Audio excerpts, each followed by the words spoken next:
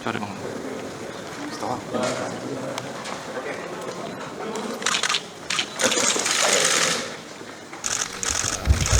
Pak SBY itu sudah janjian lama, tapi belum pas waktunya.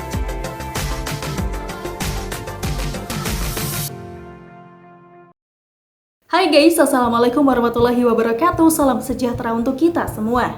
Indonesia dilecehkan pihak asing di masa SBY, berwibawa dan dipuji di masa Jokowi.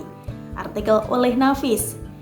Indonesia merupakan salah satu negara di Asia Tenggara yang memiliki potensi untuk menjadi negara besar di dunia guys. Tapi malah dilecehkan oleh pihak asing di masa pemerintahan SBY.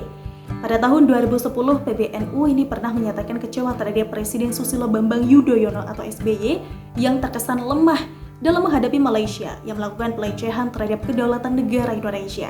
SBY harus menyatakan bahwa kamu Malaysia terbukti salah dan untuk itu harus meminta maaf kepada rakyat Indonesia, tegas Ketua Umum PBNU Said Akil Siraj. Yang diinginkan PBNU dalam masalah Malaysia-Indonesia adalah agar SBY bersikap tegas dan berani karena kita ada di pihak yang benar. Tukas Said Akil seperti itu guys. Ini persoalan harga diri. Kita harus tegas menghadapi setiap negara yang coba-coba melecehkan kedaulatan negara. Imbuhnya lagi seperti itu. Nah, kemudian pada tahun 2012 setelah puas menghina Pak B.J. Habibie almarhum dan menolak minta maaf, mantan Menteri Penerangan Malaysia Zainuddin Maidin pun juga kembali menghina almarhum mantan Presiden Abdurrahman Wahid atau Gus Dur, sehingga membuat warga NU menjadi gerah guys. Mantan juru bicara Gus Dur, Adi M. Masardi, ini menilai hal demikian terjadi karena kesalahan Presiden Republik Indonesia Susilo Bambang Yudhoyono atau SBY. Ini 100% kesalahan kepemimpinan SBY, sehingga Malaysia berani berbuat seperti itu, ujar Koordinator Gerakan Indonesia Bersih atau GIB kepada wartawan saat itu. Adi pun juga mengatakan jika kepemimpinan SBY kuat, maka Malaysia tidak akan pernah mengutak-atik Indonesia. Dan yang lebih mirisnya lagi guys, Australia mengaku pernah menyadap Indonesia di zaman pemerintahan SBY dan pihak Australia pun juga menolak untuk meminta maaf. Perdana Menteri Australia saat itu, Tony Abbott, ini tidak akan meminta maaf kepada Indonesia atas penyadapan intelijen negaranya terhadap Presiden Susilo Bambang Yudhoyono.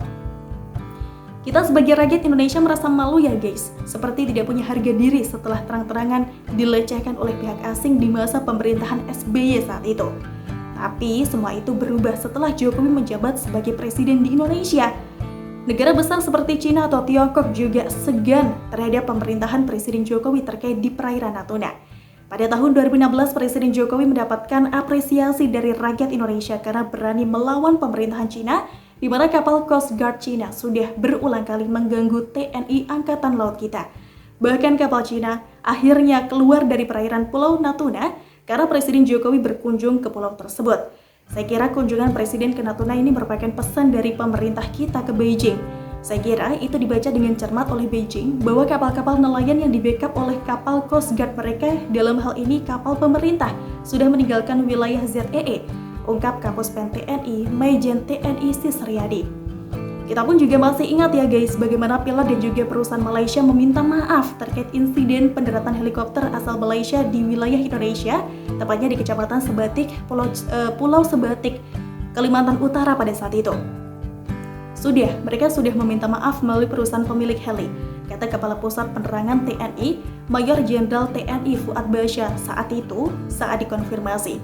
Pemerintah Malaysia pun juga sudah meminta maaf mengenai insiden kesalahan cetak bendera Indonesia yang terbalik dalam buku panduan SEA Games 2017 lalu guys. Di masa pemerintahan Jokowi kita tidak lagi meminta maaf kepada Malaysia ataupun juga Singapura seperti masa SBY terkait kasus kebakaran hutan. Kementerian Kehutanan dan Lingkungan Hidup atau KLHK telah menyegel lahan milik 20 perusahaan asing dari 62 perusahaan yang terbakar dan mengakibatkan kebakaran hutan dan lahan atau karhutla. Presiden Jokowi pun juga menyampaikan jika Indonesia berhasil menurunkan angka kebakaran hutan sebesar 82% dalam sesi debat sidang Majelis Umum ke-76 Perserikatan Bangsa-Bangsa atau PBB pada tahun 2020 lalu. Bahkan dalam pertemuan bilateral dengan Presiden Perancis Emmanuel Macron di Hotel Splendid Royal Roma, Italia saat acara KTT G20 beberapa hari lalu guys, Presiden Joko Widodo juga mengatakan tingkat kebakaran hutan di Indonesia kini berada di titik paling bawah dalam 20 tahun terakhir saat kebakaran di negara lain justru meningkat. Kasus terbaru, pihak Uni Eropa pun gerah ya dengan kebijakan larangan ekspor biji nikel mulai tanggal 1 Januari 2020 lalu oleh pemerintah Indonesia di bawah kepemimpinan Presiden Joko Widodo. Apakah Presiden Jokowi yang dikatakan kurus, kerempeng, plonga-plongo, takut terhadap gugatan Uni Eropa tersebut? Tidak sama sekali. Karena Presiden Joko Widodo pun bahkan juga siap ya menghadapi gugatan pihak Uni Eropa terkait masalah produk tambang milik kita sendiri yaitu nikel yang sangat dibutuhkan oleh mereka. Aneh tapi nyata guys, nikel milik kita sendiri ya terserah kita ya mau diapakan. Kenapa Uni Eropa mau ngatur hasil tambang kita segala coba? Kita hadapi, ngapain takut, barang-barang kita, nikel-nikel kita, mau kita ekspor, mau enggak, kan suka-suka kita. Begitu kata Presiden Jokowi guys. Jadi ingat jika pemerintahan Indonesia di bawah kepemimpinan Presiden Jokowi dipuji sebagai one of the best in the world oleh universitas ternama di Amerika Serikat yaitu Johns Hopkins University karena dinilai sebagai salah satu negara yang berhasil dalam menangani pandemi COVID-19 karena mampu menurunkan kasus COVID-19 hingga 58% hanya dalam kurun waktu 2 minggu saja guys. Profesor Singapura Kishore Mahbubani pun juga menyampaikan sejumlah pujian ya kepada Presiden Joko Widodo yang berhasil memimpin di salah satu negara yang terkenal paling sulit diperintah di dunia. Nah, yang terbaru guys, pertama kalinya dalam sejarah Indonesia pun terpilih menjadi presidensi atau tuan rumah untuk konferensi tingkat tinggi atau KTT Group of 20 atau G20 atau KTT G20 pada tahun 2022. Gimana bangganya kita sebagai bangsa Indonesia? Karena Indonesia bisa menjadi presidensi dari 19 negara maju dan Uni Eropa serta perwakilan dari International Monetary Fund atau IMF, kemudian World Bank atau WB dan juga mewakili sekitar 65% penduduk dunia, 79% perdagangan global dan 85% perekonomian dunia. Belum lagi pujian dari putra mahkota Inggris, Pangeran Charles, terhadap Presiden Joko Widodo yang telah berjuang menyelamatkan alam Indonesia dalam KTT G20. Jujur, kita pasti merasa sangat bangga ya, karena Presiden Jokowi yang telah membuat nama bangsa Indonesia lebih berwibawa. Tidak dilecehkan apalagi disadap oleh negara tetangga seperti yang terjadi di masa SBY guys. Indonesia juga sekarang tidak mudah diatur oleh pihak asing sehingga Presiden Jokowi berani melawan Uni Eropa yang panik karena kita membatasi produk nikel yang sangat dibutuhkan oleh mereka.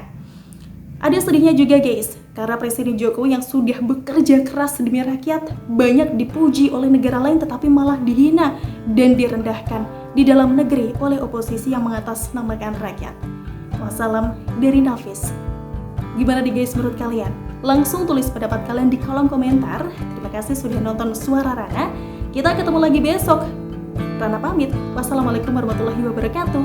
Bye-bye. Saya pribadi menawarkan beasiswa bagi mereka yang akan melakukan kajian untuk membandingkan antara kinerja dari Presiden Jokowi dibandingkan dengan dari Presiden SBY sehingga tidak menjadi rumors politik, tidak menjadi isu politik, tetapi berdasarkan kajian akademis yang bisa dipertanggungjawabkan.